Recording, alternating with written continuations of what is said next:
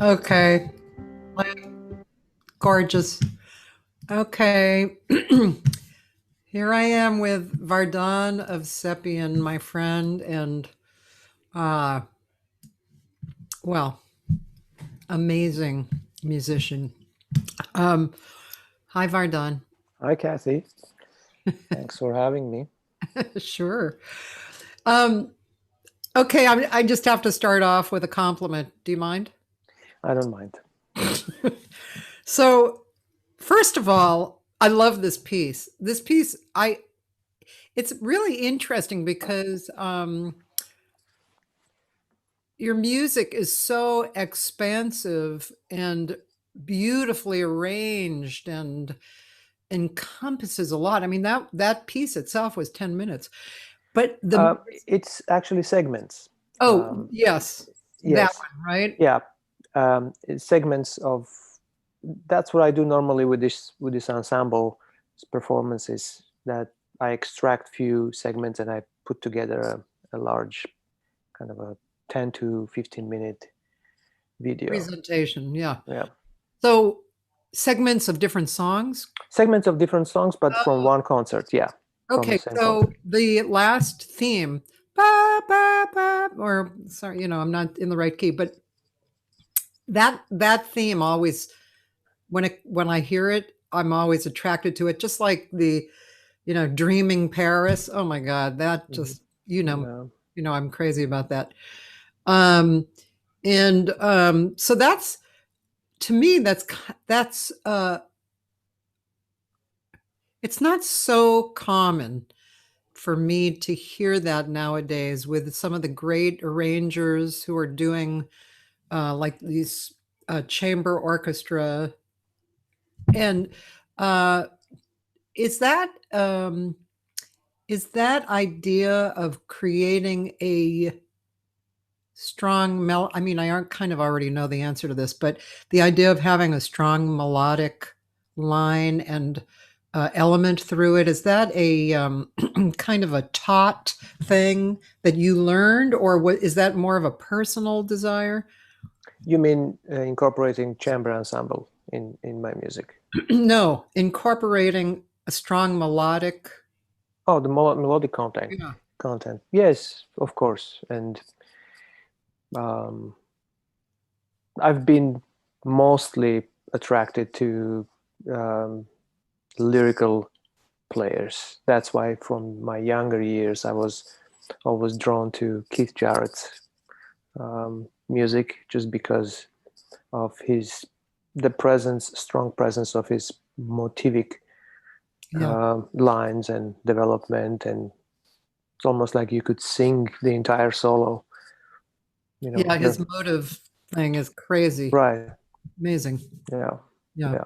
So true, the presence of the lyricism in music is, even though we're in the modern times where um, most of us are practicing this very angular intervallic way of soloing and quite mathematical, and I mean I work with permutations already for a couple of decades now, Yeah.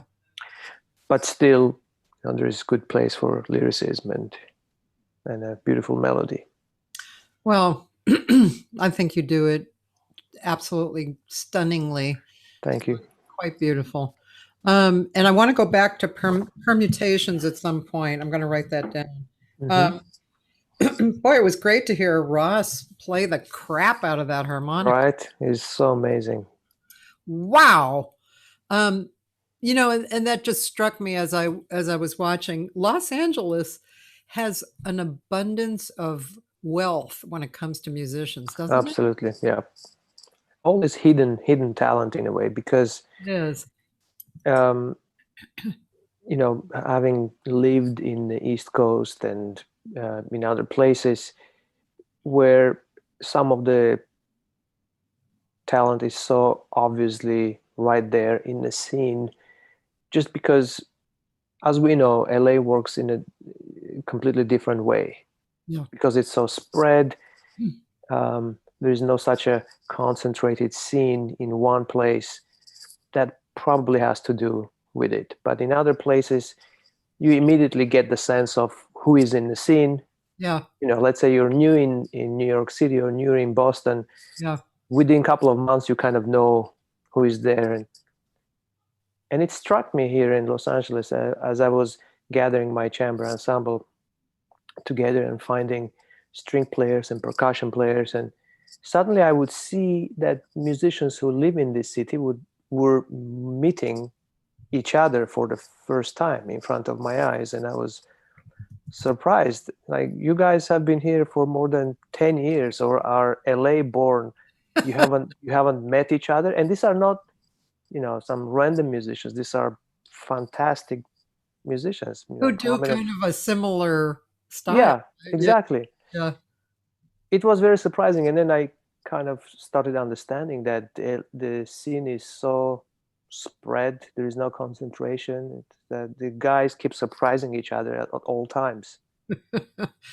Yeah, and then we have places like, fortunately, like the Blue Whale, Just Jazz, that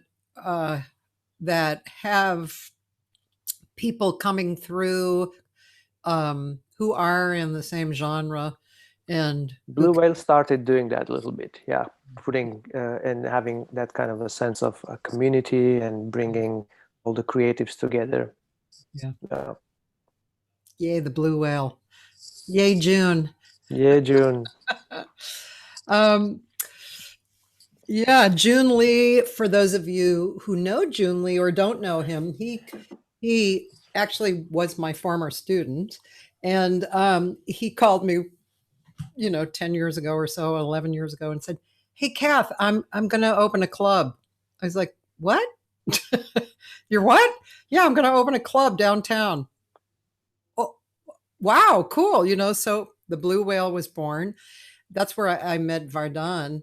And that also, Vardan and June made a beautiful record together. Some people don't know that June even sings, but he's really good. He's modern, and he's a great singer. And that record is so beautiful with you two. Thank you.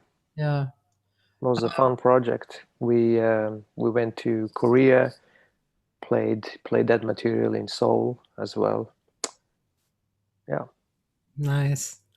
Atmaro is here, and he said, Vardan is reference to so many, smartly keeping a balance of knowledge, intelligence, discipline, and inspiration at all times. A total guru. Oh my God. That's Atmaro. A comment. Maestrissimo. That's a really beautiful comment. He's so beautiful. Yes. Not only a genius, but he's just such a great human being.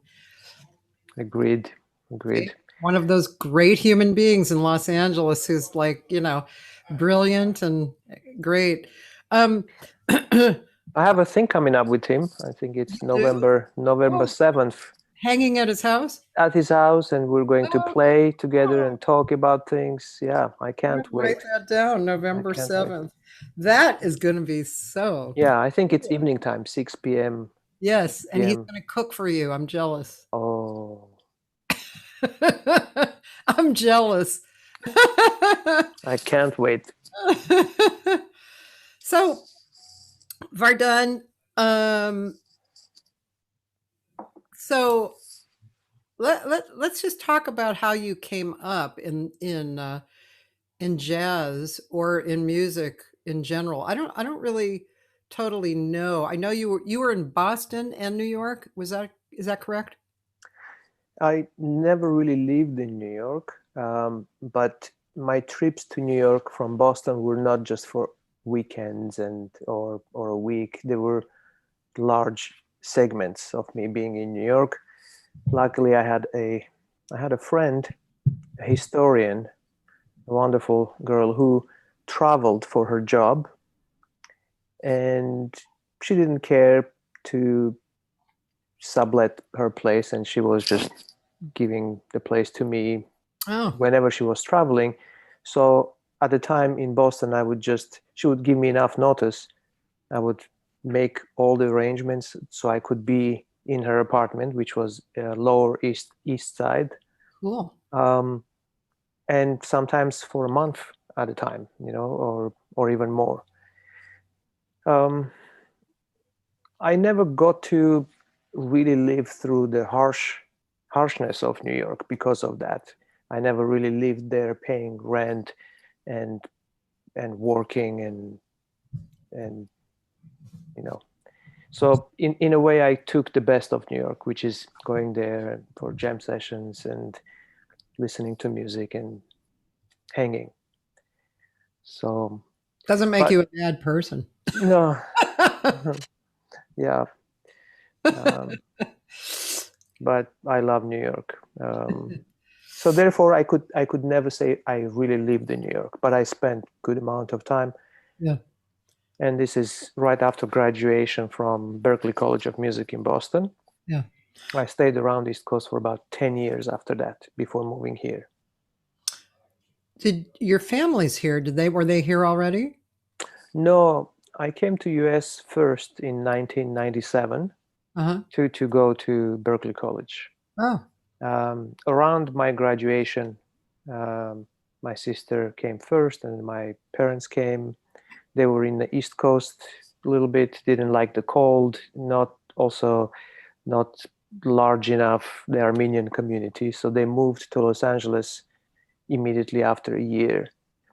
So for 10 years after that I stayed in Boston, I was commuting between LA and Boston, just coming here to see them. Yeah. When you grew up, you obviously played as a child, I'm sure. Did you start very early, and were you classically trained mostly, and then you discovered jazz, or how did that go? Yeah, I started when I was about 5. My uncle, who is not alive anymore, but he worked with me for a couple of years between ages 5 and 7 before I went to uh, school, elementary school, also a music school at the same time. It was the after school program, classical in the beginning, but I went to college. Back home, when we say college, that actually is equivalent of high school here. Oh, okay. So I went to music high school Uh-huh. after the 8th grade. Studied a couple of years there for music theory, then to Armenian Conservatory for composition, contemporary composition. So to answer on your question about how jazz came about, it's me being interested more and more in the 20th century music, and with composers like Stravinsky, Prokofiev, and Khachaturian, and I you kind of slowly merge into the improvisational zones, territories, and the transition was so smooth, and my interest to compose and improvise and were kind of always there. So I can't even recall one particular moment where I'm switching. There was no such a thing as switching. Yeah. Yeah. Piano was your first instrument, right? First and only. Yeah. Oh, okay. Yeah. Yeah. So as you grew into jazz, who were some of the people that you were attracted to? Miles Davis. Hmm. And at a time back in Armenia, it was really hard to find records. If there was one uh, cassette tape that arrived from abroad, the whole city would be just copying that cassette tape, like this one person brought a new Miles Davis recording, and lots of things were coming from LA because of the large Armenian community in Los Angeles. And so there was lots of fusion jazz that first was coming. So unfortunately, those years of Miles Davis that were let's say, the 60s with Wayne Shorter and Herbie and Ron Carter and Tony Williams, like those Nefertiti, Sorcerer, ESP, Miles Smiles, those ones were not even in the scene, or I couldn't get my hands on. So we were listening to Tutu and Aura and, more of the fusion Right. years of Miles. John Scofield was there again, kind of fusiony records. And Yeah. so the acoustic side of jazz was, I started discovering more when I lived in Europe, because in 94 I moved to Scandinavia and I lived there in two different countries, in Estonia and Finland, in between 94 and 97. Around those times I started discovering more of the jazz. Yeah. Yeah. It's kind of an interesting route, to start with this fusion side and then just. It is an interesting route. No. But, yeah, that's great. Yeah, I was just trying to think of my route. Yeah, I was going to ask, how come about? Yeah, my dad was a sax player. My mom was a singer, and my sisters sang. So we grew up always singing. In those days, they had individual sheet music, and we had, for whatever reason, maybe my father provided it, but stuff like Girl from Ipanema and the real standards. And my dad listened, of course, my dad's music was my music first. So there was big bands, there was Ella Fitzgerald, smattering of other people, Rosemary Clooney, and there was probably music that I didn't know the name of too, because I just knew that I liked the music. And I remember painting the living room when I was about 7 with my dad and singing to Ella Fitzgerald, So I liked that first. And then as time moved on through, let's see, I guess that was high school. That was the early, wait a minute. Let's see. Yeah. That was the late 60s. So there was Woodstock and all that kind of, all that music happening. And funk and Motown. So I was really into that. But I always had the jazz thread, Then I decided I wanted to go to Berklee. And they didn't have vocal there at the time. And I was playing flute. So I got in playing flute. Oh. That was like, I went 72 to 75. Oh. And at that time, Boston was exploding with music. It's just, there was blues was really big, Motown and Woodstock. And the music, the jazz was starting to have like Blood, Sweat, and Tears. And, like you said, like kind of more commercialized jazz with it. But then when I got into Berklee, and I was a big Miles fan too. That was like every morning I would put on Miles, when I woke up. And, ECM started happening then. And I really got into ECM, and Weather Report just totally blew my head apart. So, and then, so all of that music kept going. And then when I moved here, I was singing and I was writing, and there was a lot of original projects here in the early days, lots and lots, and lots of interesting people doing original projects. And then so lucky you could hear them live, Weather Report and Joni Mitchell. I remember one Weather Report gig at Catalina's, the old Catalina's. And you remember what they used to do? Like sometimes at the end of a song, it'd be grooving and then they'd stop like it was over. And then like 4 bars later, they'd come back in. Oh my God. That drove me crazy. Anyway, but yeah, I was always attracted more to instrumental than singing. Mm-hmm. So I listened a lot more to instrumental coming up. So, but yeah, it's interesting. Your route was definitely interesting, classical, and then more contemporary jazz, or I call it modern jazz, Yeah, and then more standard probably, and then probably a development of all that together, right? Because you were exactly. probably writing forever. Yeah, yeah. A good blend of everything. Classical music, contemporary classical music, and traditional jazz, of Yeah. course, Yeah. and then the contemporary jazz, all of that. Yeah. Yeah. Um, let's see. Roland Ascarones. I don't know if you know him by name, but you've probably seen I him. know Roland is, Oh, yeah. cool. He said, the way I perceive your music is that it is so infused with the folk music of your culture, making it so unique and so accessibly beautiful. Thank you, Roland. Yeah. Um, a quick comment about that. Uh, the music from Armenia is really rich. So it's if you're exposed to it, you know that it's not necessarily all about augmented seconds and a la Middle Eastern sounding motifs.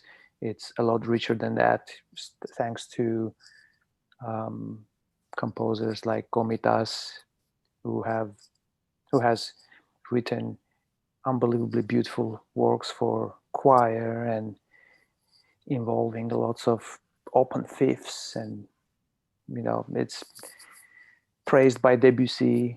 you Hmm. know so yeah, he was working around the impressionistic times.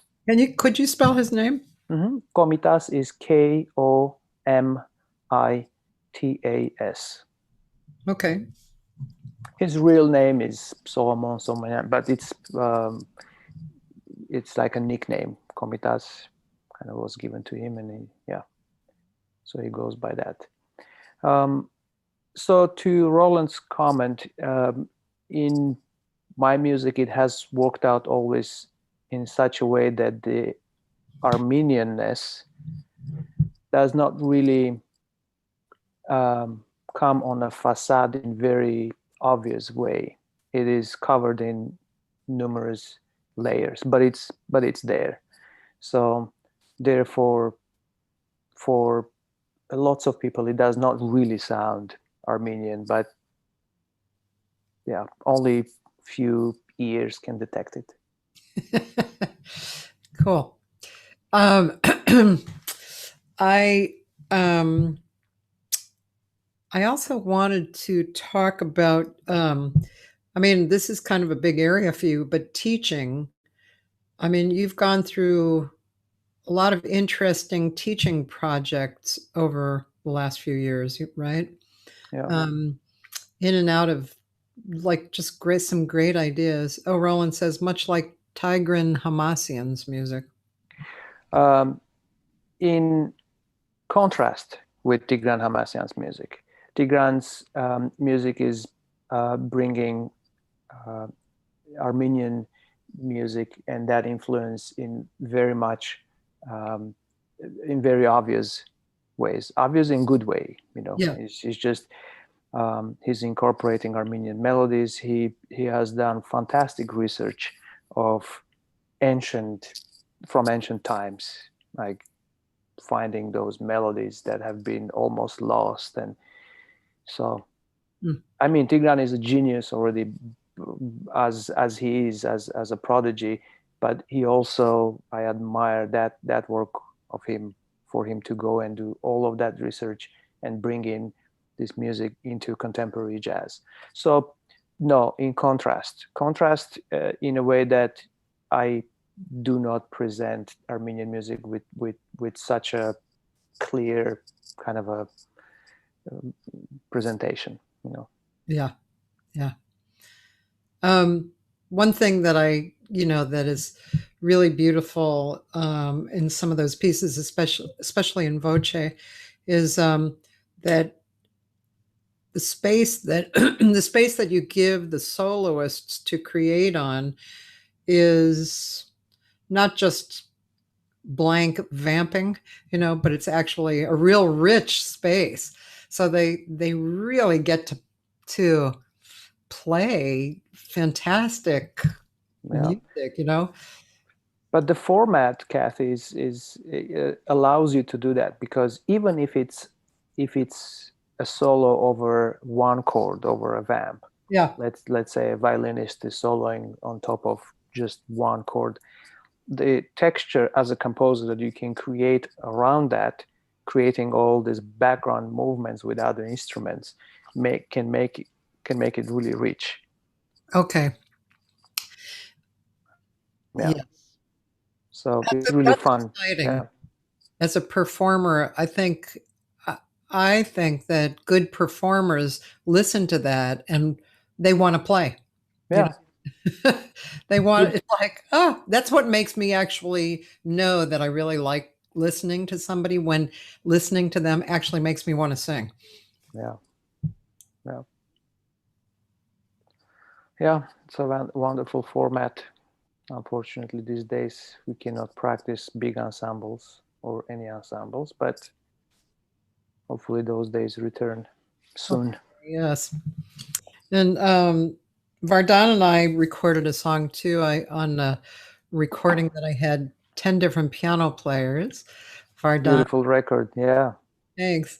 And it was a song that's been in my book a long time, a Shelby Flint song called Something We May Never Know, which is very kind of, it lends itself to orchestral. And then Vardan added a really beautiful introduction that we used as an introduction and an ending, and I wrote lyrics for it.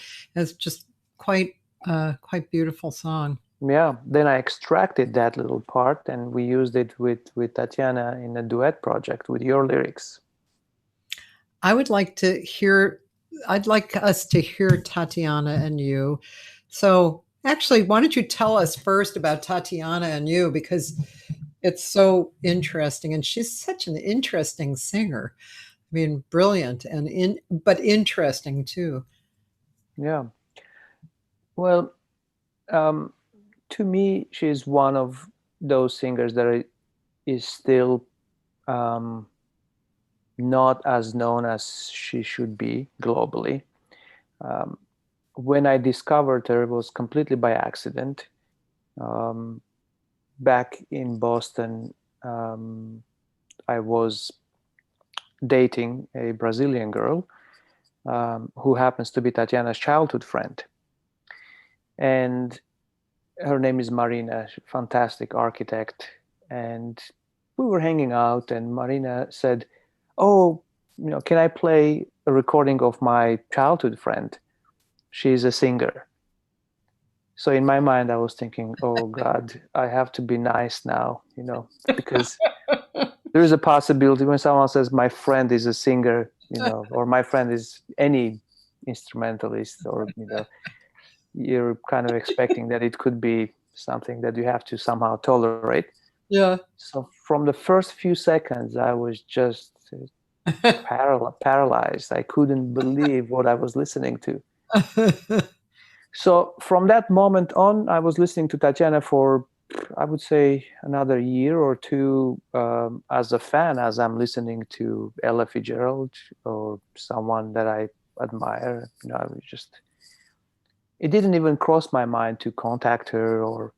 And then at some point I thought, man, why not? And I asked Marina and I said, is there a chance, I can maybe contact her and see if she might be open for a collaboration. So obviously Marina has showed Tatiana my music, so Tatiana was aware, and then I contacted her, and it was a good moment for her to travel. Hmm. She was done with the previous project that she had. Um, so she traveled. We talked a little bit. She came here to Los Angeles. By that time, I already wrote lots of material for the duet. And for some of you that don't know, Tatiana is one of those singers that can, she's got this acrobatic quality about singing large intervals and everything really precise. So works a little bit like an instrument.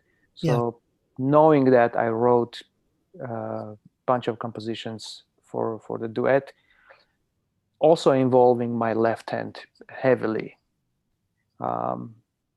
Very contemporary, even though she's Brazilian. There is, in the very first project, we went more in the contemporary territory than actual Brazilian music, even though we did use some Brazilian composers.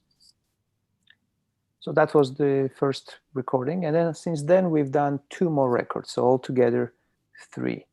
The third one was done last year. I actually haven't heard that one. So I'm going to share the screen, and is there YouTube on it, or? Oh yeah, we can go on YouTube. Okay. Right there, you can see if you go on the right side. Oh, whoops. Yep. Any of those. The one on top, that's Choromeo. That's written by Tatiana's friend in Brazil, great composer, Keko Brandao. The one underneath is Chorinho Fortaci, so that one, maybe we can play that one. I composed one song in a style of choro. Okay. Yeah.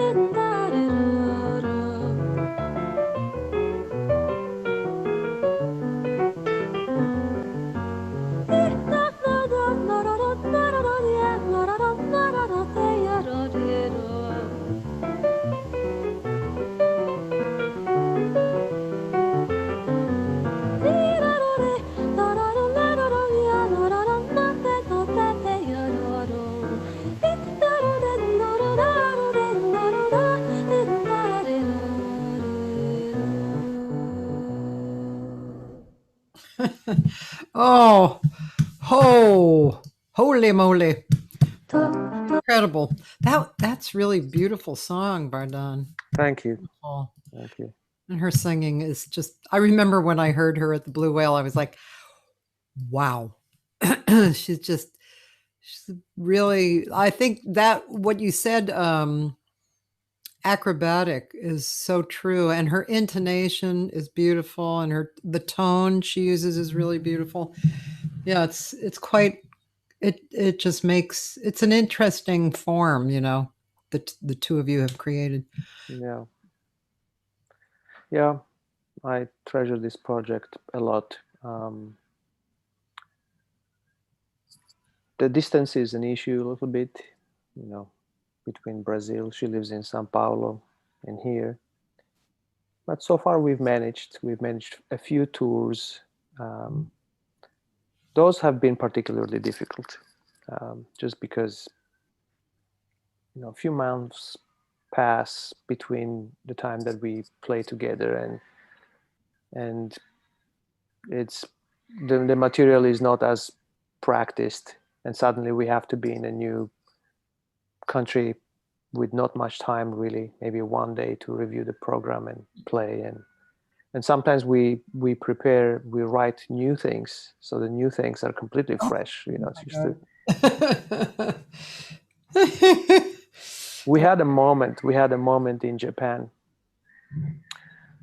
and we thought we will pull it just because it's our works, our compositions, our arrangements. We should be sharp. So we went there, and we didn't really have an extra day, or we went there, we only had 1 hour to kind of review the material, and we had 4 cities to play. And in the very first concert, one of the more complicated tunes that I wrote, which involves just lots of repeated notes, and in the middle of it collapsed.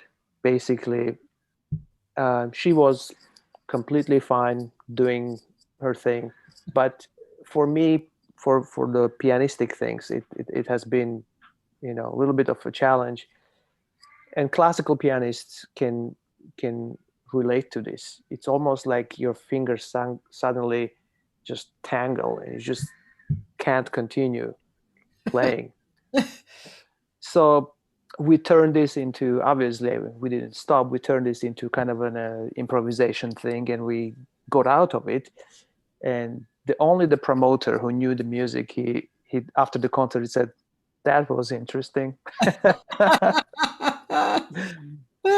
But yeah, that's the only time it has happened. And then we had time to practice, and then we kept playing actually that piece, and it was fine for the next 3 cities.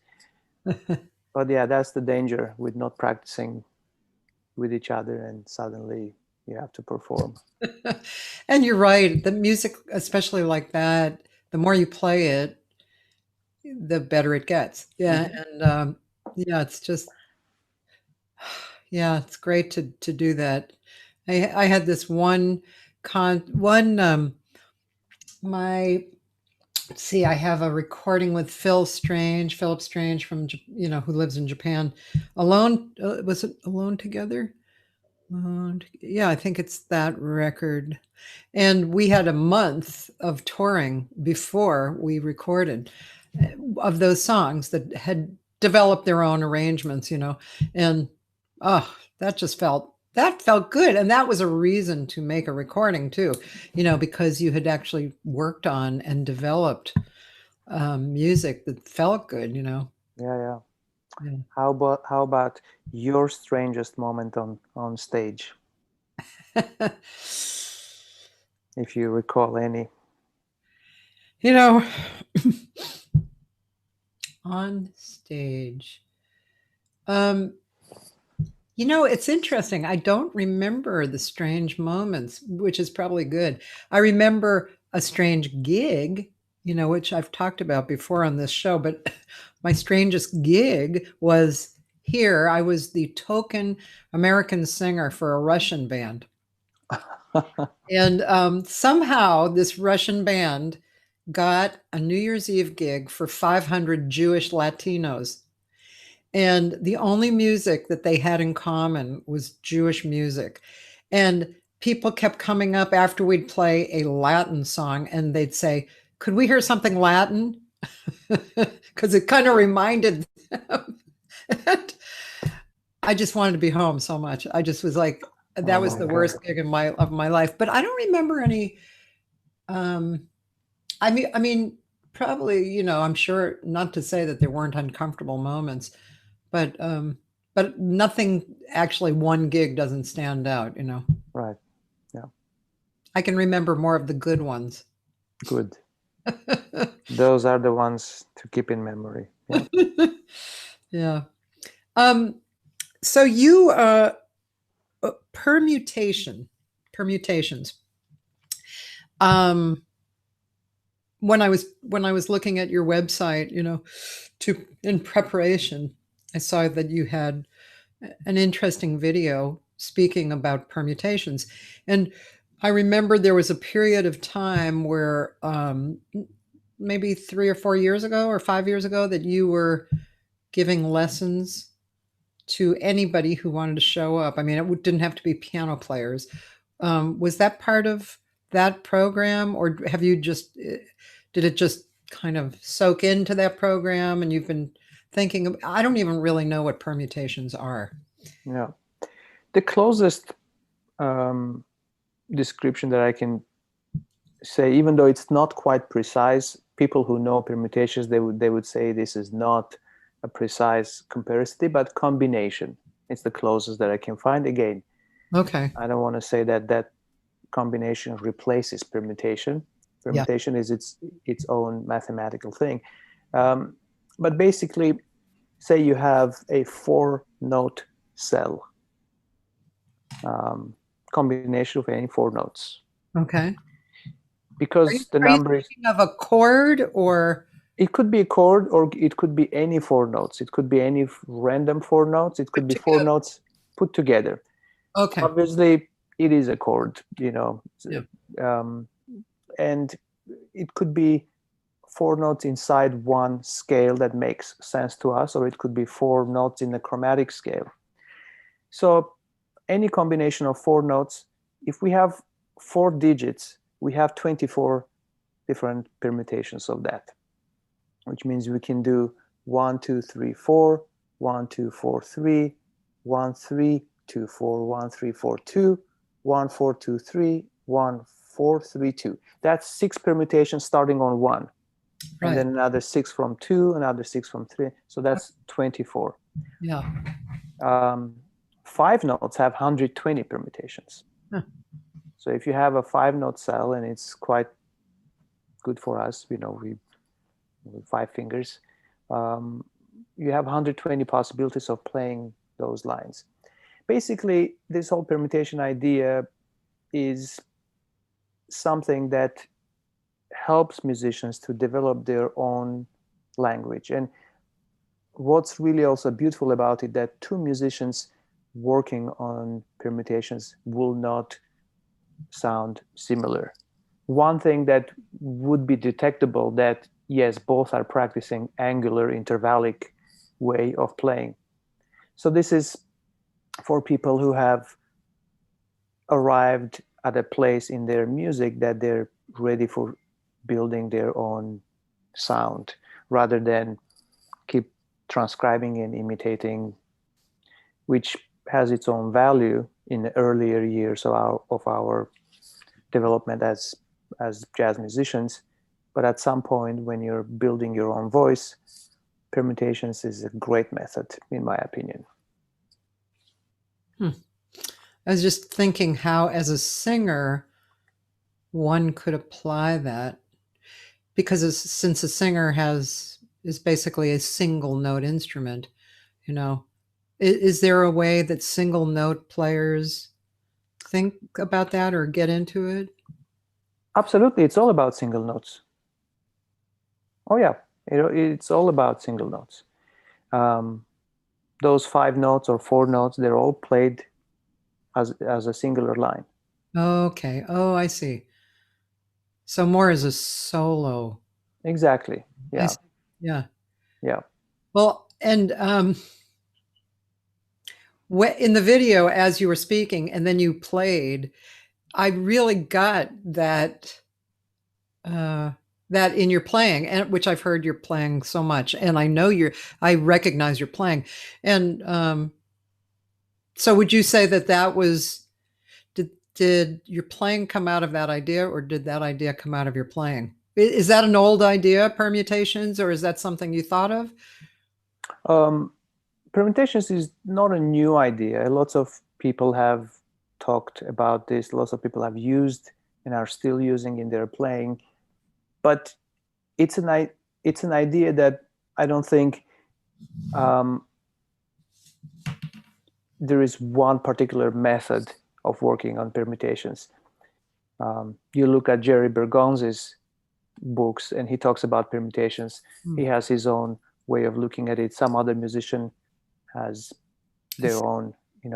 It really depends on how you look at it and what kind of steps do you use from step number 1 until the last step to construct that ready material for applications.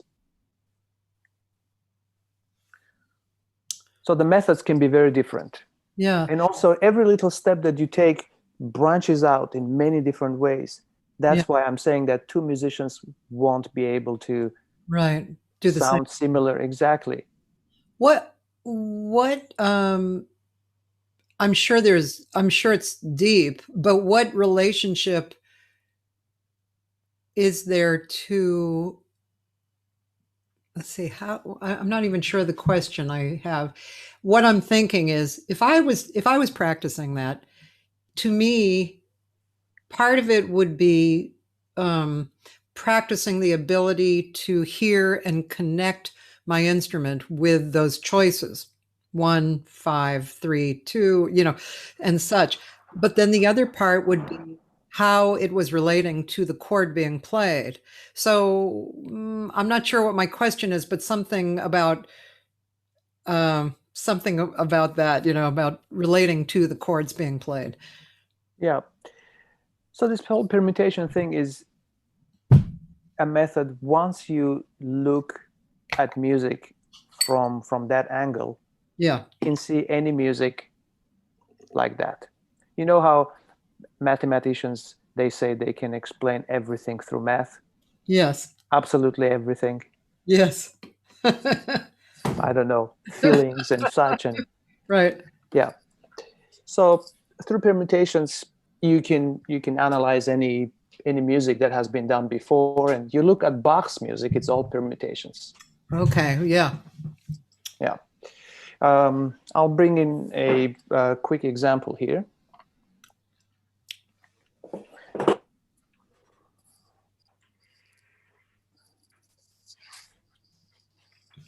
Let's see. This is a good angle. Oh, and Atmaro says, like Nicholas Slonimsky. Yeah. It's a thesaurus of scales and melodic patterns. Yeah. That's a fantastic resource. Yeah. Yeah. Quite a genius. So, you take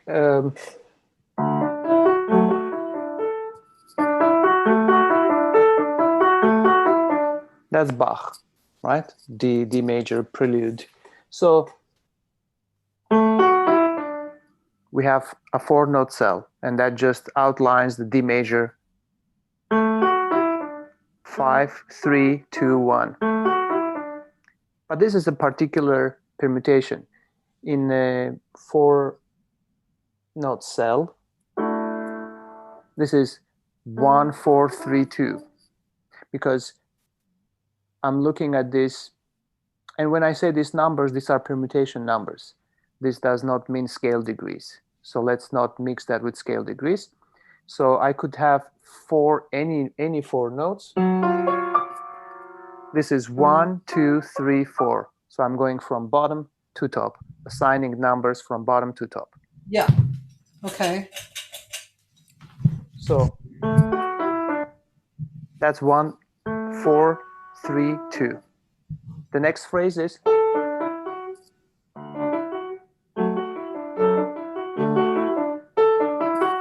So in this case, that's a new cell of 4 notes, and this is 4, 1, 2, 3. Okay. So that's it. I mean, this is permutations, and I mean, obviously, I don't want to take our time right now to talk about all the steps of developing permutations, but quickly, first we choose the platform, which is committing to a scale. Your scale could be, let's say, just simple C major scale. You choose 4 notes, let's say 1, 3, 4, 5. Those are scale degrees. Then I start moving them around in intervallic cycles, let's say diatonic intervallic cycles. So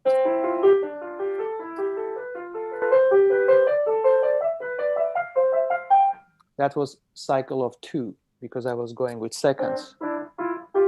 I could do cycle of 3.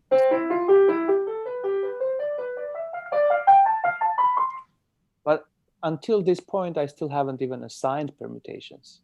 If I assign permutations, let's say 1, 4, 5, 1, 3, 4, 2, 1, 3, 4, 2. Again, these are not scale degrees. I'm going from, this is 1, 2, 3, 4. Yes. 1, 3, 4, 2.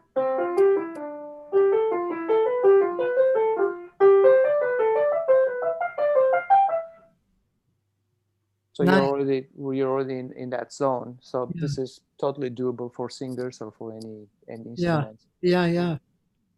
And this is just first couple of steps. There is more complicated stuff. It keeps becoming more convoluted. Yeah. More convoluted. Yeah. What did you? I had to bring this up because I remembered, and I was fascinated with it. Although I don't think I ever really showed up. But there was something that you were going to do also that was. It was at somebody's studio, like a studio, a house, a big house. This was a few years back. A woman's house. You were going to do class, or do you remember that? A school? Yes. I started at my girlfriend's house. She has this large space in Culver City. I started teaching classes there. Right. These were group classes, and these were just improvisation classes, not necessarily around permutations. But by this time, after a couple of decades of working on permutations, if there are advanced students ready to jump into this topic, game, of course. So most things evolve around permutations. No, that part was me teaching local classes. That's already done. The group classes. Yeah. Just because before COVID, in the last 3-4 years, the travel has picked up so much that I was not managing to do these classes. In fact, I sold my grand piano, which is now sitting at Sam First. Oh. Yep. And like I got an invitation to be in Australia for 3 months. I was going to ask you about that too. That was amazing time. Yeah, that was fantastic. Really, really amazing. So you were living in a house by yourself on a beautiful property and just working. Composing, for 3 months. That's it. Composer residency programs are kind of like that. Yeah. And with no agenda really. They said, look, whatever you compose, you don't even have to present at the end. What we really want is just for you to be involved in South Australian jazz scene, to collaborate with locals, also for the future, for some of these musicians to travel outside and do other projects with you, and so that was the goal. And did you meet some special Oh musicians? yeah, great musicians from Adelaide. I even met Anna Butters' parents. Oh, really? Yeah, you know Anna, right? Yeah, yeah. Yeah, they're from Adelaide. Oh. So we went to one of their beautiful wineries in the hills. Oh, I mean, not their own wineries, but one of the wineries in Adelaide.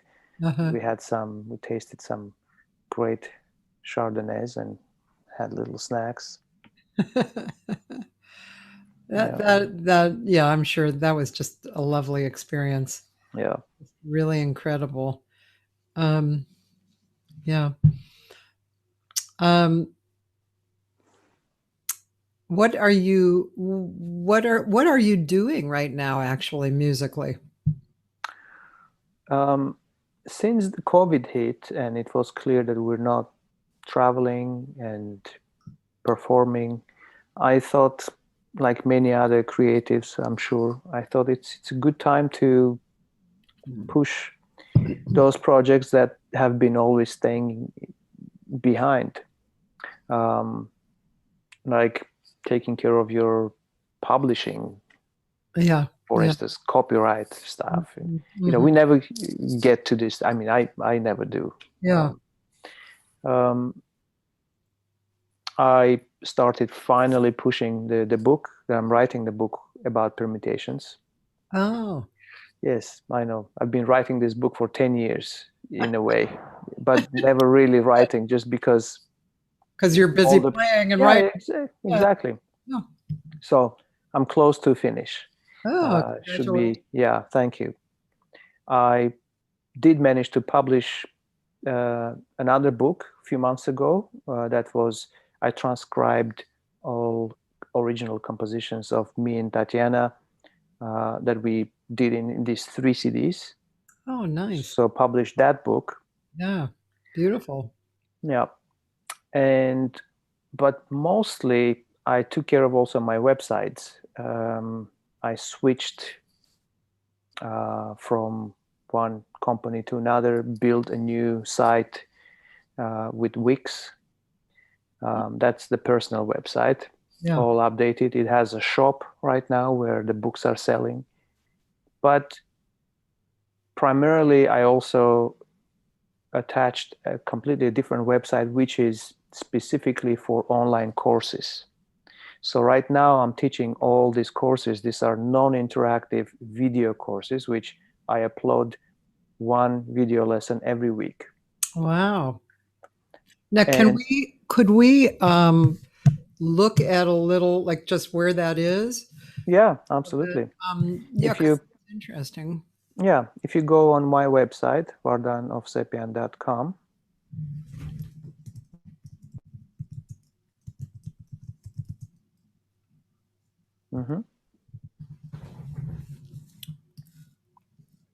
so you have these main tabs on top, Uh-huh.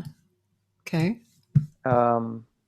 where it says courses, right there. If you click on that, it gets you into this new site. So I spent a couple of months building this site. Is this where I saw you talking about the permutations? It's kind of a preview. Yes, Yeah. exactly. That's the one. But if you click on all courses, yes, now you see Yeah. all courses, how many lessons are inside each course. So effective practice, for instance, 3 lessons, $18. Good prices too. Yeah, Scale applications, tension release, motivic concepts. I love motives. yeah. I might have to take that course. Diatonic. Is this for what level? Is it This for? is kind of for basically from mostly advanced. This is not for beginners. Okay. I'm planning to do beginners course sometime, but this is not for beginners. This is already for players, good Okay. players. What does enclosures mean? Enclosure, when you have a target note and then you have these two surrounding notes. Oh, okay. So yeah, I went kind of deep inside this and explored different models of enclosures. But you see, if you scroll up on the left side, you see that these are all individual courses, which means exactly anyone who comes here, they can just purchase one individual course and get all the videos plus PDFs and everything. But if you click on memberships, right there you have the architecture on the left side. That architecture membership is, if you click on that, Cathy. So this one includes all of those courses, but this is a membership program. And you pay $25 a month, and you get all of those courses. And plus every week, whatever I add goes inside this program. And that's the beautiful thing about this particular site, that it's elaborate enough this way that you kind of build your own castle in a way,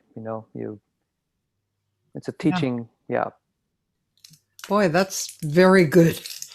It's great. Yeah, I love it. It's also enough pressure on me too, as a musician, to keep generating new material every week. I have to say it's not easy. I wouldn't imagine so. Yeah, but it's around 5 minutes, sometimes longer, each lesson that has to present a new topic. And this is nice. This is Wix you were speaking of? You did a great job on this. Thank you. Yeah, I mean, obviously it's not coding or anything like this. It's the platforms to use, but still a lot to learn. I love the tabs. You hover around like you're doing right now, and then all the other sub things are underneath. It's very nice, really nice. My my web person who redid my website, she kept telling me that my old website was too much information. I give too much as opposed to simple, direct. This is very clean looking. It's, if you go here, you're getting what you asked for. It's not an overdone biography, right? It's just very clean looking. Yeah. Nice pictures. Yeah.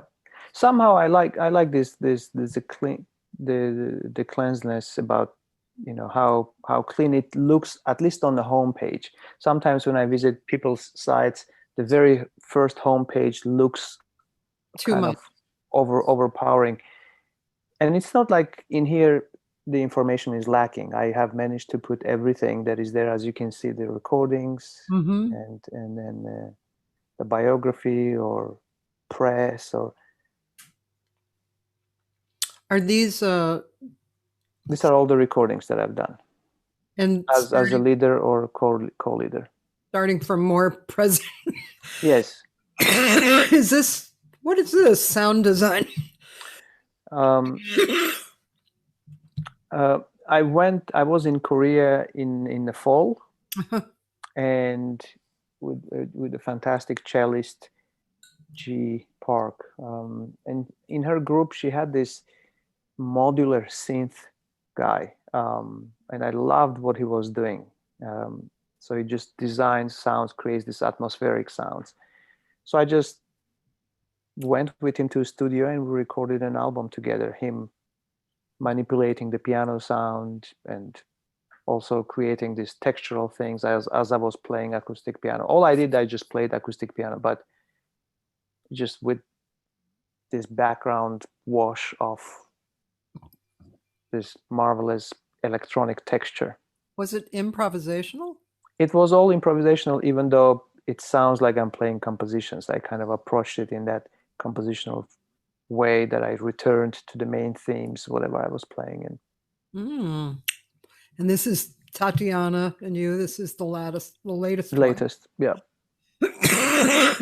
And Excuse me.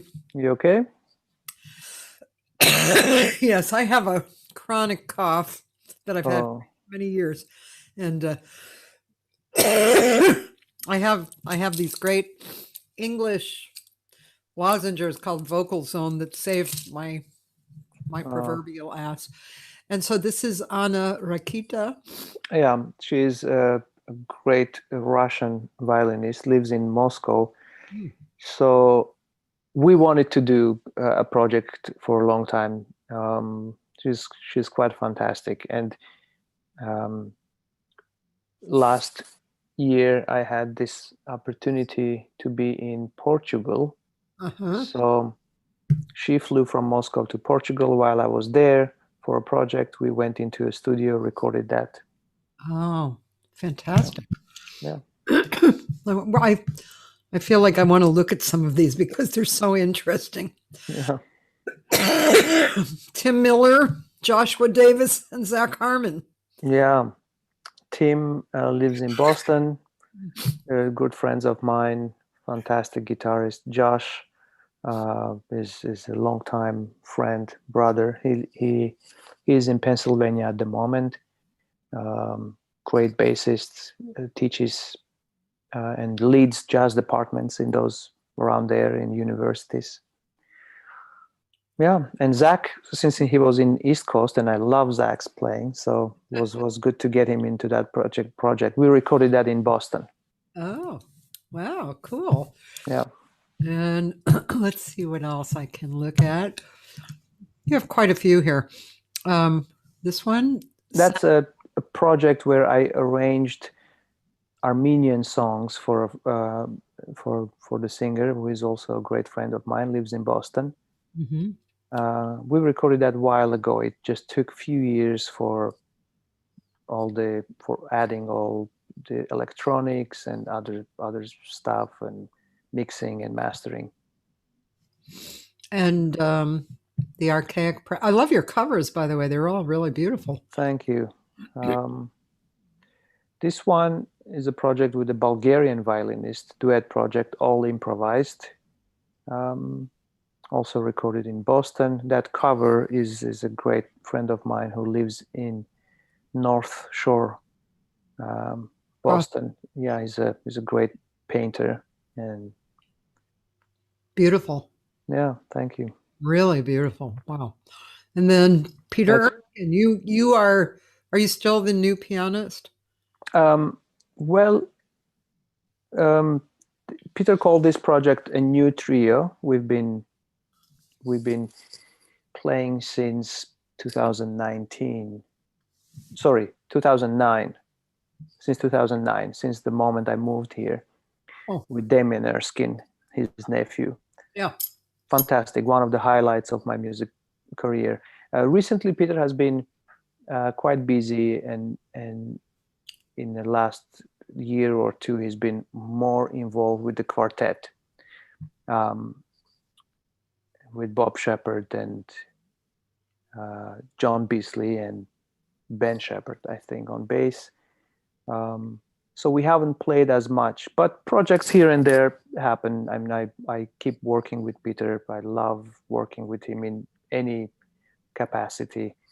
One of the recent projects that I've done with him was him commissioning me to write a symphonic work for drum set and a symphony orchestra, Huh. which I've done. That one piece was part of the bigger program that he performed in Vienna last year. Huh. Or was it beginning of this year in February? Yeah, no, it was beginning of this year before the COVID became really, Yeah. like in February, something like this, in Vienna, that was performed. Nice. Yeah. And I have this one, Tatiana, Hand in Mm-hmm. Hand. Mm-hmm. This is the Korean player that you mentioned. Exactly. That's the cellist whose project I was involved with in November. And That one is the first recording with Tatiana we've done. okay. This is the Voce, the chamber ensemble project we've recorded here, 2013.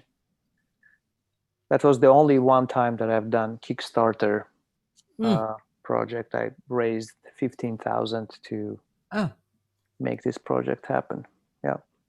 this is the dreaming Paris that I just Yeah. totally, I am in love with that one. Points North. That was recorded in Barcelona. When we scroll down, you'll see also later on the bottom, the first few recordings that I've recorded were for a label based in Barcelona. Mm. It's called Fresh Sound New Talent. Uh-huh. So, and the producer of Fresh Sound found out that I was part of this tour, and the tour was led by the singer Sara Serpa. But since I was there already in that territory, he requested that we go into a studio and record with this group. So that's what we did. I had to do a little later production back in LA after that. Uh-huh. Yeah. And here's the record Music. that I was speaking of before with June Lee, who's the owner of the Blue Whale. Yeah. Fun project. I love that project. And Chromaticity. Ooh. Yeah, that's with Miguel on viola and Artyom on cello. In fact, we just played the Angel City Festival with this trio. Oh. Yeah. I think it's still going until November 2nd. It's still viewable. Oh, really? Yep. If you go, that down. Yep. If you're in Angel City, they recorded it really beautifully with 360 cameras and. Nice. And who decided on an upside down picture for the cover? That's Gio Griffith. Oh, was this was the upside down period? Oh, no, the one with June is a Korean designer, but the desert, I think Gio took that photo in Arizona. That's a good idea. I use Kyo all the time for my covers. He's fantastic. Yeah. He really is. He's got a beautiful sense. Yeah, Oh, he did few of the covers. Yeah. Yeah. Nocturnal Prophecy. That one was recorded in Boston with this alto saxophonist who I admire. He's another really contemporary player. He's using 12-tone techniques. He has a book out on 12-tone music, and all his lines are very, very, very modern, alien sounding, angular. Yeah, I love him. And an earlier Peter Erskine one. Yeah, that was the first recording. So we've done two, this one and the other one. And here's another Voce. So that's the first Voce, which was formed in Boston in 2005. Then we recorded in 2006. No. And here are all the Fresh Sound recordings. So okay. Oh, and this one is with Mark Ferber, he's one of my favorite drummers. Yes, mine too. So that's really beautiful. And then Roland says he has 30% of these recordings. He's probably going to have a few more by the time this show is over. And here's Joshua Davis again. So this must be Boston still again, or Boston? Yes, all recorded in Boston. Oh, you recorded with Mick Goodrick. How cool! Yep. Oh, I gotta hear that. Mick Goodrick. I've always been a big fan of him since I went to Berklee. Unbelievable. I know. One time we were. I was young. Let's see. Was I 21? I don't even think I was 21 yet. But anyway, there was it was kind of a secret gig in this empty storefront in Cambridge with Mick Goodrick and Pat Metheny and chairs, chairs for the, just kind of haphazard chairs around for the audience. But Mick Goodrick, I heard a funny story about Mick Goodrick. I have to tell you this. Yeah. So I had a friend who was a guitar player, a student of his, and this guy was kind of more of a rock player when he came to Berklee. And he'd heard so much about Mick, he was really nervous about studying with him. And he would go to his house, and for 6 months, Mick did not have him take the guitar out at all. Wow. So finally, one day, he said, "Yeah, take your guitar out," and my friend was like, and so my friend Mick said to him, "Play me something," so he played, and then he said, "Well, play me something that you're afraid of playing." And so my friend played everything he could think of, that he thought was, challenging. Yeah. While he was playing, he noticed Mick was started looking out the window, just looking out the window, Mm-hmm. So finally my friend stopped, and Mick said to him, "What was I doing?" And my friend said, "Nothing." And Mick said, "Yeah." And so that lesson stayed with my friend forever. It was like, oh, yeah, do nothing. Yeah, pretty nice. So that was, yeah. That's great.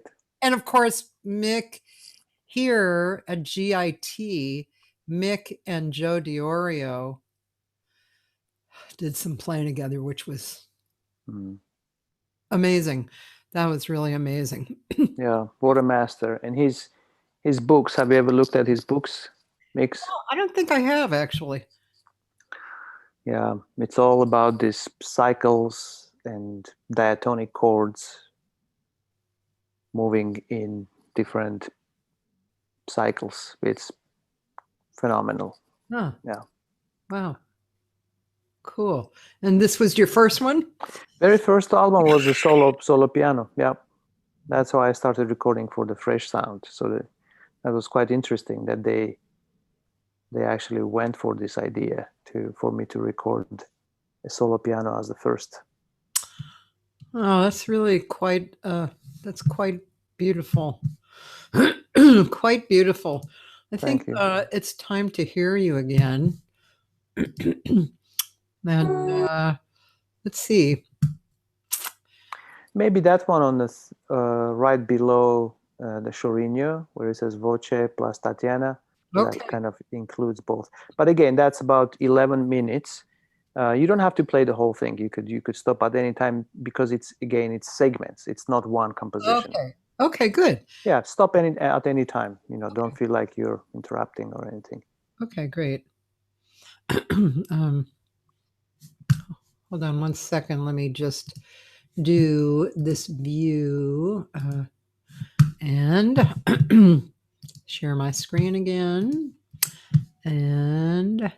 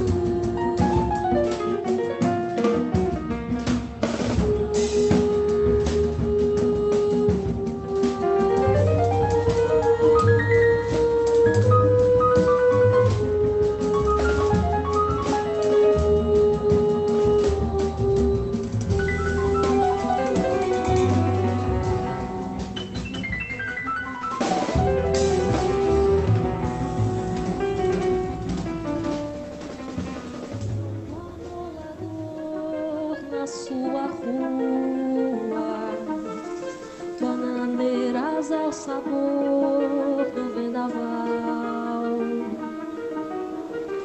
receita continua até cair do céu o mel, mas não foi preciso tanto, pelo menos por enquanto o encanto aconteceu. A candiga que é loucura e a candiga que é mentira, mas eu inventei um som azul pra você voar. A candiga que é loucura e a candiga que é mentira.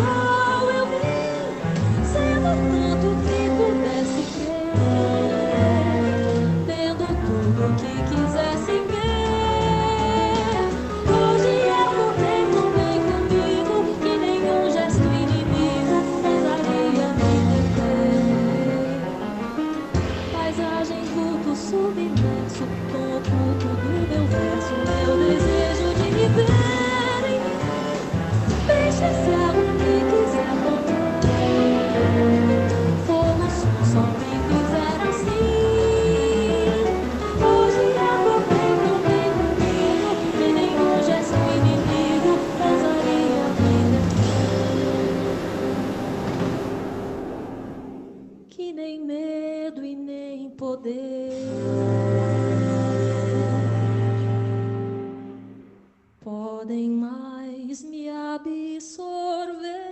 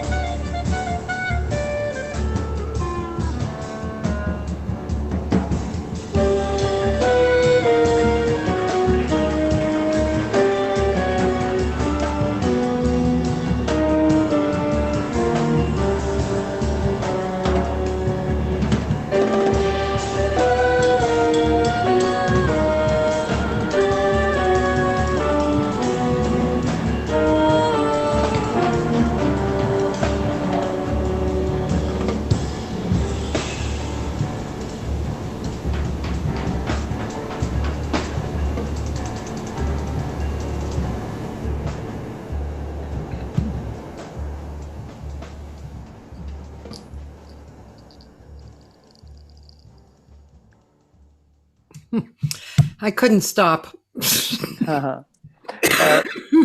Cathy, do you get that same delay too, a little bit between the picture and the sound, or it's okay for you on your For me, screen? it's okay. Okay, all right. Are you watching on like your computer or watching Yeah. on your phone or something? On my computer, just as you're showing me. Oh, I see. I don't get a delay. I'm not sure. Okay, good. Oh, Dan DeVille is here. He said he saw you at Union Station with Voce. Yeah. Oh, and he's showing. Yeah. Yeah, we actually saw something from Union Station. Isn't that beautiful, Christine and Joyce? I know. It's just it's gorgeous, right? um, as a singer, I look at Tatiana and I wonder, I guess it just must take hours, or maybe not. Maybe she's really fast to learn. Obviously, she reads as well, but I think it's different for a singer than an instrumentalist learning. Yeah. And I kind of wonder a little bit about that, how she goes about learning that music, because it's pretty Yeah. deep. Lots of reading in the beginning, but eventually she prefers to have everything in her head memorized, so she doesn't have to really look at music unless it's just for reassurance, like some of the lyrics or things, which I'm sure you do the same way. And You yeah. Let's see. One question I was curious about, in something like that, do you have rehearsals? Yes, but because these Voce projects are all self-sponsored, meaning I pay for the project, it's a passion project, from my own pocket. Just so I don't take much time from all the musicians who are going to be basically getting paid from the door at the end of the night. Yeah. And with such a large ensemble, there's always a risk that we will make, $9 a piece, So therefore, I want to make sure that I don't take any extra time. And therefore, I've been preparing these programs in a way that we rehearse only once. So about 95% of these concerts, in exception with couple where we did manage to rehearse one extra time at someone's house or somewhere, but 95% of these productions have been scheduled in a way that we show up at Blue Whale on the day of the performance around 3 or 4 p.m. We rehearse for about 3 hours. We have dinner break and then we play. So these are only rehearsed once. Obviously, for musicians, it's not the first time for them to look at the music. I send them charts. I also send them the mock-up MP3s for them to get familiar with the music. So they do a little bit of work before we meet. Yeah. Yeah. I was wondering, you said it's a passion project. What drives you to put together something like this and continue it? I don't know. It's my love for this particular setting, the chamber ensemble. Mm-hmm. Probably has something to do with all the music that I heard growing up, and contemporary classical music, and just the blend of this with improvisation is just fascinating to me.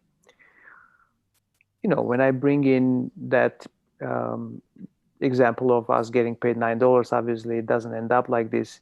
This project has quite a bit of following, so actually we do okay at the end of the night because these concerts are all the time. Yes, they're packed, and so we do fine. So I don't necessarily lose money doing this project, but obviously it's also not.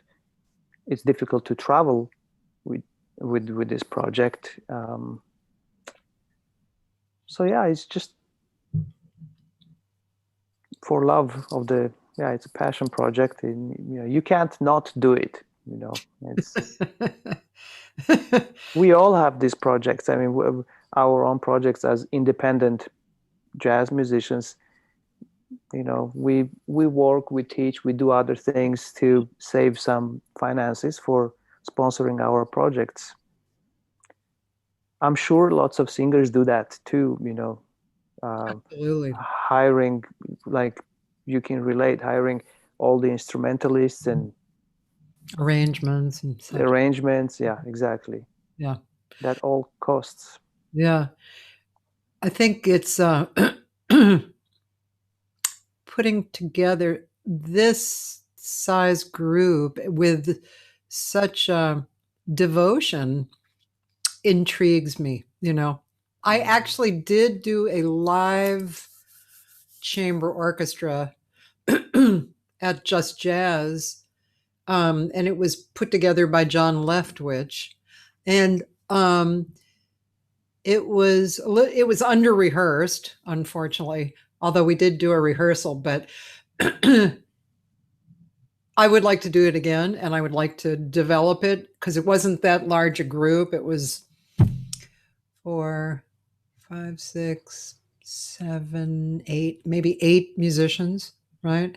And it was just great because it was different music, you know, and exciting. It was yeah, it's kind of thrilling to do something like that that's outside of what you normally do, you know. Exactly, outside of the regular combos that we normally perform with, which is easy to gather and in a way.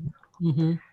But also, Cathy, the one other answer on your question, what drives me to do this, a few years ago, I understood that the online presence and documenting some of this material is quite important. So, and I have to correct myself that I did not lose money in actual concerts with paying musicians, but I did spend quite a good amount on the video production. Wow. because those were affordable in the beginning, but then they were a little more pricey later. So, you know, for one project, paying over $1,000 just to, you know, for the video crew to document this. And I remember someone asked me at the end of the Voce concert, said, "Why are you documenting all of these Voce videos when all you do, you don't even sell these concerts? All you do is just prepare like a 10-minute presentation of segments and that's it. You know, why spend all this money to..." At the time, I didn't have a great answer. I said, you know, I just love to have this documented. But then later on, I understood that I've been doing this in Los Angeles since 2014, 15 or so, the Voce project. No, earlier, 2012, 13. Yeah, we recorded in 2013. That my recent years of travel and invitation from different festivals and individuals on clubs, and like last year, I'm not saying this in any way of bragging. Last year, I went to 8 different countries for travel. So all of these things have to do with your online presence. Some of these people, they find these videos, and otherwise, you know, for me to present what I can really do, you know, locally with our local community is beautiful. But if we don't document these things, the world doesn't know. If the world knows, it's better chance for us to be a little more noticeable and travel and be involved in other projects. Yes. So it pays off. It really pays off. Right. That's right. And it's good to have the foresight, you know, of what that might be. And some people don't really think like that. And I think it's really a necessary thing if you want to be a musician, continuing musician, especially nowadays, you know, when the internet is so, it's like the the first place people look, right? Yeah. Yeah. Mm-hmm. You know, if I'm searching for someone, I search a name. Yeah. If I go on their website and it's some kind of a old-fashioned site with minimal information, that's okay. I will tell myself, okay, this person doesn't put that much time into their online. You know, if I look at their videos and all videos are some segments taken with someone's phone with unprofessional sound, if I look and there is not really good presence with their CDs, this could be a great musician appreciated in his or her local community, but I make an opinion. I cannot actually make an opinion. It's Yeah. difficult. Yeah. Yeah, I know what you mean. When I was booking the bar Fedora, and it would blow my mind who had no website, not even a Wix page. It was like, come on, man, it's so easy. One page where people can Some find information. you. Yeah. It's pretty interesting, Right. that way of thinking. I understand it, but I'm not, I don't think it's fabulous. Another question is, you picked other people's music as well, correct? Like True. Brazilian composers or whomever. Mhm. And how is that process for you? How do you find that?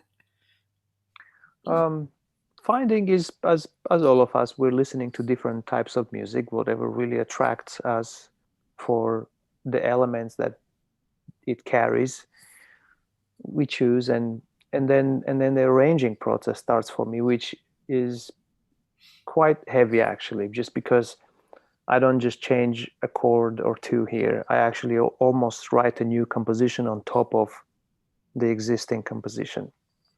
So it's almost equivalent of composing a new piece in a way, but obviously I keep the main elements. And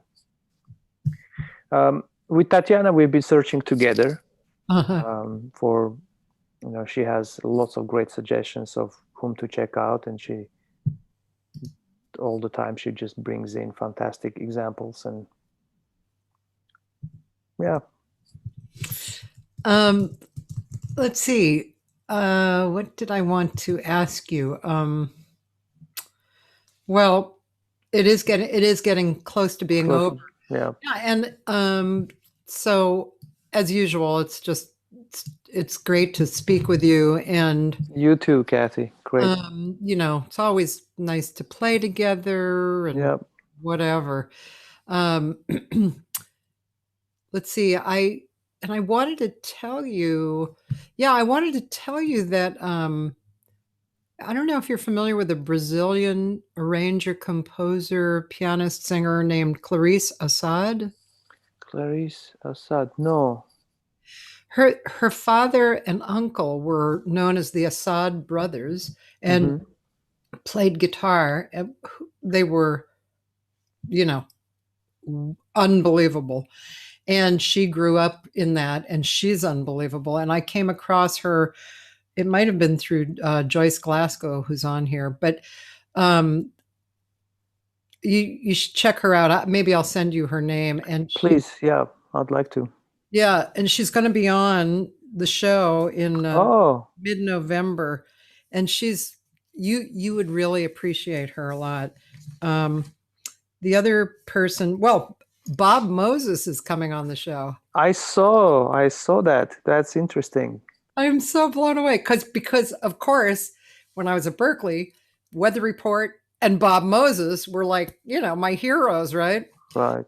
So I have a bit of a relationship with him. And also, are you familiar with a French pianist named Franck Amsalem?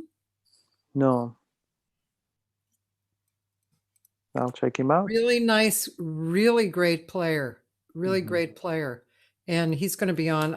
I discovered him through, I can't remember how, but anyway, wonderful player. I have another Brazilian pianist, Benjamin I forget how to pronounce his last name. Tabukin? Tobkin, yes. Yeah. He has worked with Tatiana, helped her, I think, arranging projects and things. They've worked in the past together. That's how I know his name. He's wonderful too. Yeah, I know. Yeah. There's a local musician who's really amazing and talented, who I've known him for years, but I haven't really worked with him, Brian Pizzone. And he's a really interesting player, piano, and played with orchestras and small groups and classical and jazz, really very talented. And this week, as we said, tomorrow is Gary Fukushima, one of our great friends and musicians, Yep. piano player. And then Wednesday, I don't know if you know Diron Santamaria. She's a Cuban violinist.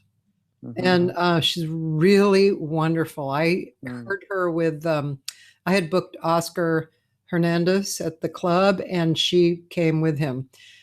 Wonderful, wonderful. Great. That- This that's is so great, Cathy, that you're doing this, featuring all these artists. it's great, isn't it? Yeah, it's wonderful. I'm very thankful that you've been on, and the music has been so very beautiful. Thank you so much. Thanks, Cathy. My pleasure. And we will definitely hear from you soon, I hope, again, right? Yeah. Yeah. And I'm actually, I want to see if I can pull up just to say goodbye. I'm going to play Something We May Never Know, if I can find the new mix. Ah, Oh, where is the new mix? That's what I want to know.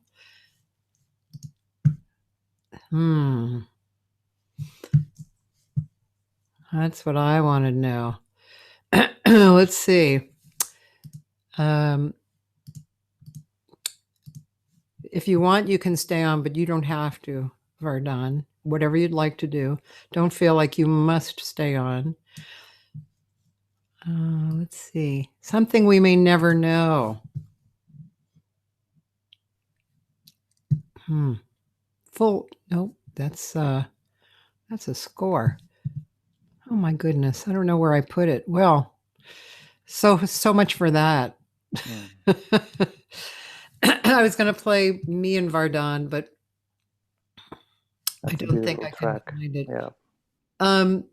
So in that case, I might just play more of Vardan on the end, over the end.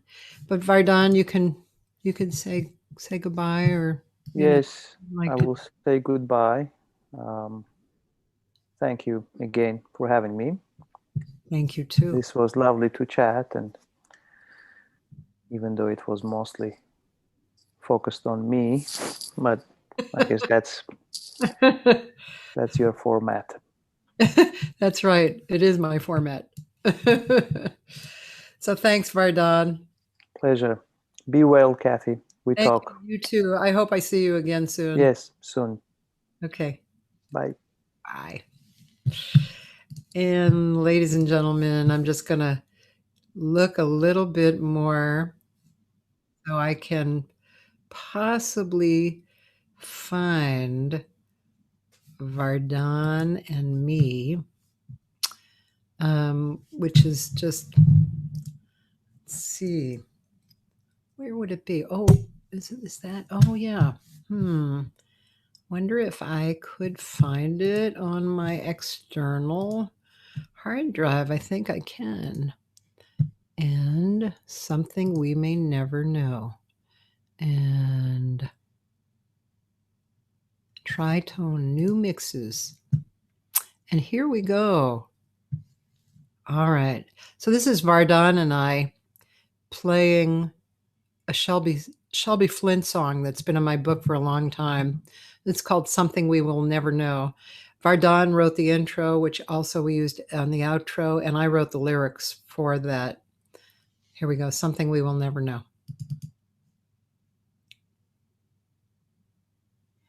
Who can know just what the soul needs? Search and look until your heart bleeds deeply, hoping, always aching for creations as we're sleeping through the world wherever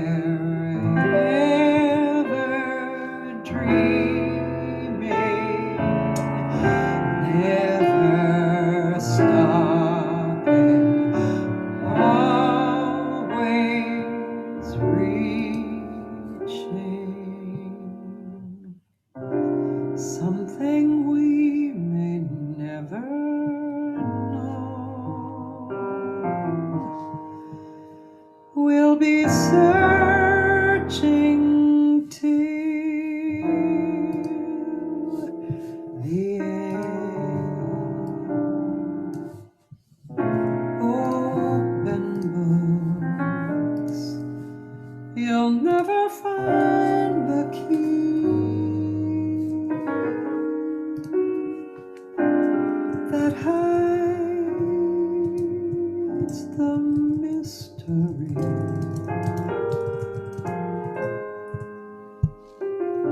Something we may never hear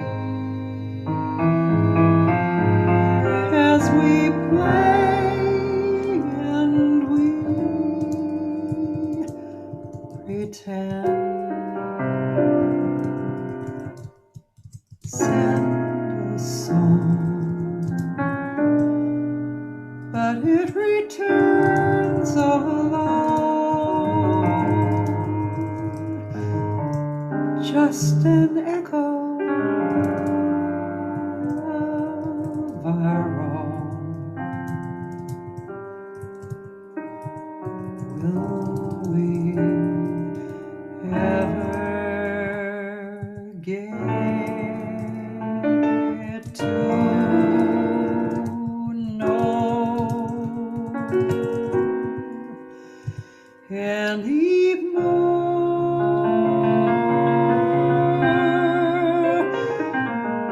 Will we never find the wine? And what for?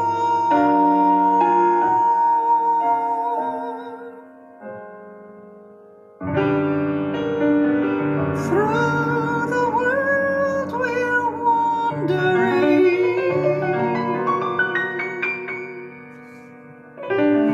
lights before our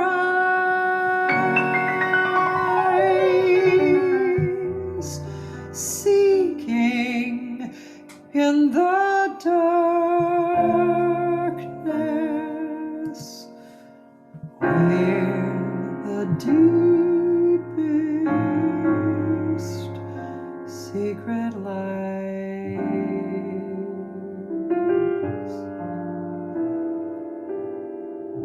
Something we may never find,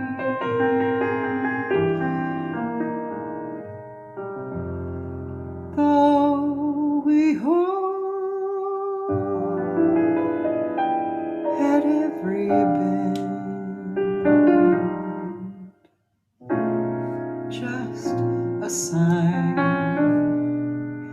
and time to count upon. With this we travel on.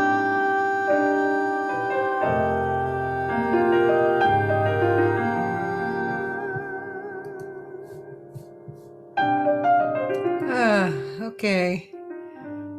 Anyway, it goes on a little bit, but Vardan's playing is so very beautiful.